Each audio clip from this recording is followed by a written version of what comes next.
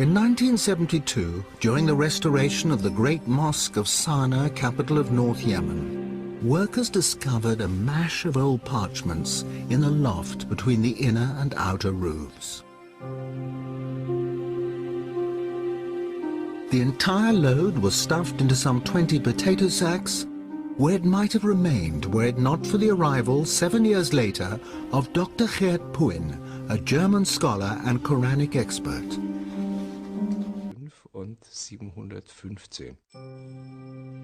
The oldest datable Quran in the world, created some 70 years after the death of the Prophet.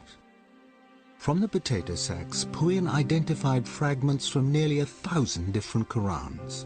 Comparisons between them and the standard Cairo text in use today are startling.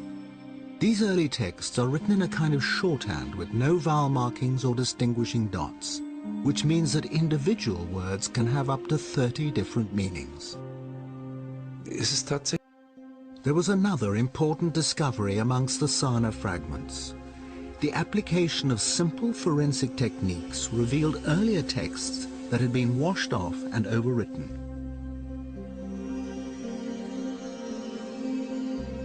Words had been changed, verses and whole chapters rearranged. In 2001, another German study caused such outrage that all mention of it was banned in some Islamic countries. A book appeared written by an expert in early Semitic languages.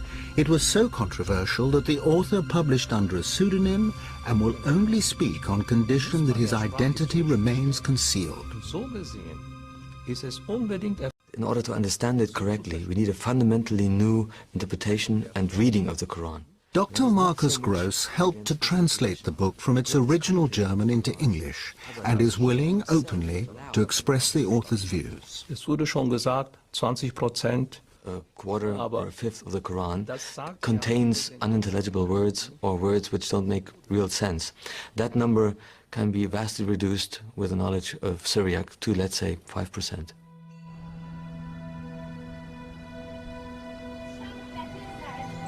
Syriac, or Syrio-Aramaic, had become one of the dominant languages of Christian liturgy by the 3rd century. Christ spoke Aramaic, and it can still be heard in remote Christian communities like this town of Malula in Syria.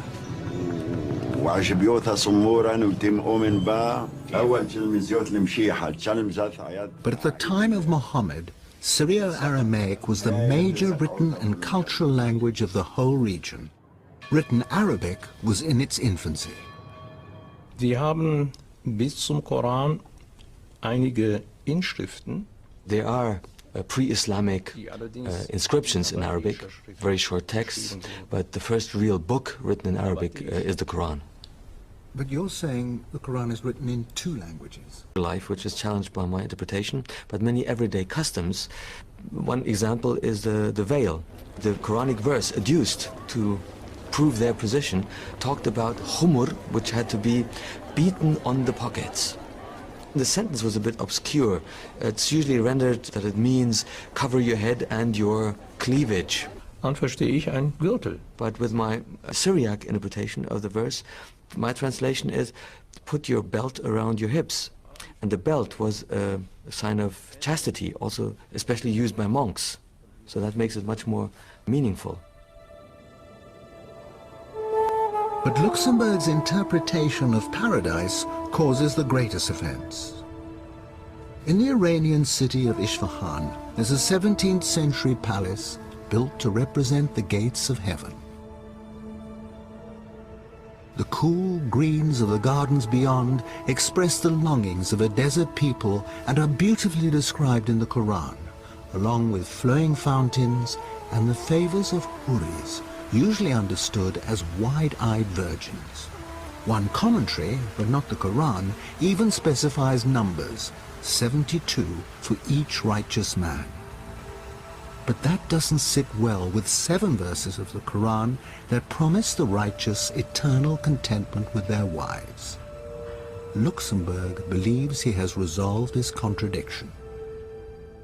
Mit weiß groß Passage in the Quran dealing with the Houris, in which it says, وَزَوَجْنَاهُمْ بِحُورٍ عِينٍ. We have paired them with dark, wide-eyed maidens. That is the traditional understanding of this verse. If you put the dots on the undotted text a little bit differently, what comes out is, we will make you comfortable under white, crystal clear grapes. For the suicide bomber, then, not the prospect of 72 virgins in paradise, but in Luxemburg's interpretation, a modest bunch of grapes. It is the connection Luxemburg makes with Christian symbolism that is highly inflammatory to many, but a persuasive argument to others. This 5th century fresco in an Egyptian monastery depicts the archangels receiving souls in paradise. Each archangel holds a grape in one hand, and in the other cradles the departed souls, who are refreshed with bunches of grapes.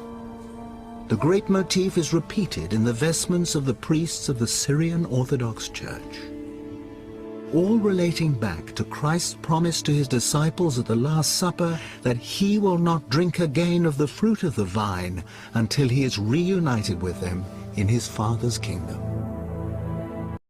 Find a solution for an unclear passage. The first step is to try to find an overlooked meaning of an Arabic word which is not used today, but which can be found in old dictionaries, something that the commentators didn't consider.